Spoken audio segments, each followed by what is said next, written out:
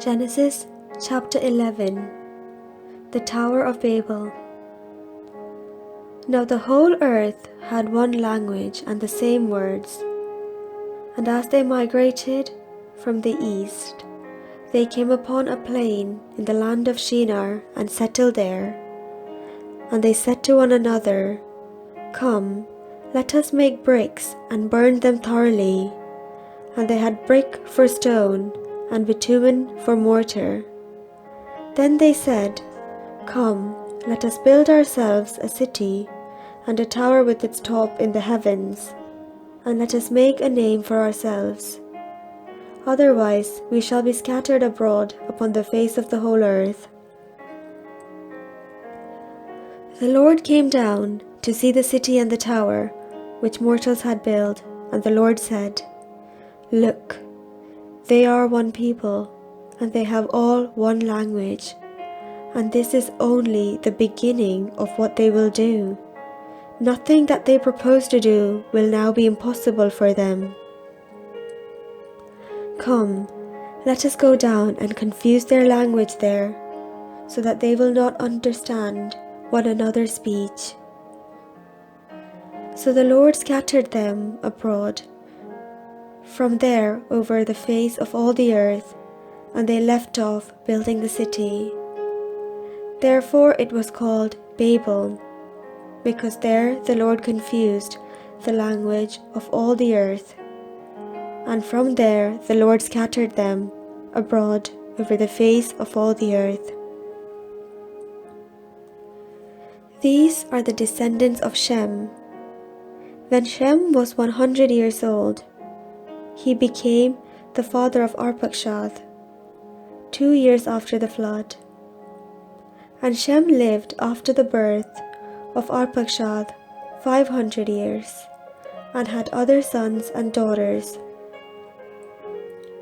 When Arpachshad had lived 35 years, he became the father of Shelah. And Arpachshad lived after the birth of Shelah 403 years, and had other sons and daughters. When Shelah had lived 30 years, he became the father of Eber. And Shelah lived after the birth of Eber 403 years, and had other sons and daughters. When Eber had lived 34 years, he became the father of Peleg. And Eber lived after the birth of Peleg 430 years, and had other sons and daughters. When Peleg had lived 30 years, he became the father of Reu. And Peleg lived after the birth of Reu 209 years, and had other sons and daughters. When Reu had lived 32 years, he became the father of Serug. And Reu lived after the birth of Serug 207 years, and had other sons and daughters. When Serug had lived 30 years, he became the father of Nahor. And Serug lived after the birth of Nahor 200 years, and had other sons and daughters. When Nahor had lived 29 years, he became the father of Terah.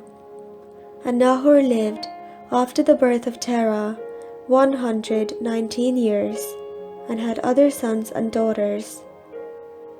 When Terah had lived 70 years, he became the father of Abram, Nahor, and Haran.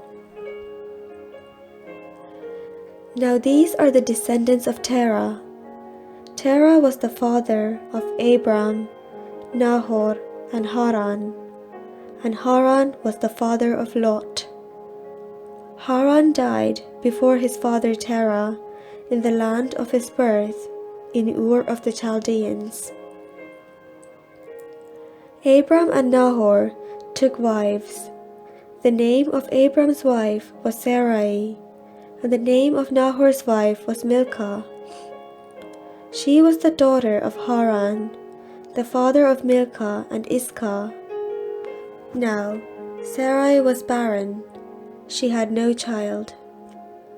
Terah took his son Abram and his grandson Lot, son of Haran, and his daughter-in-law Sarai, his son Abram's wife, and they went out together from Ur of the Chaldeans to go into the land of Canaan. But when they came to Haran, they settled there. The days of Terah were 205 years, and Terah died in Haran.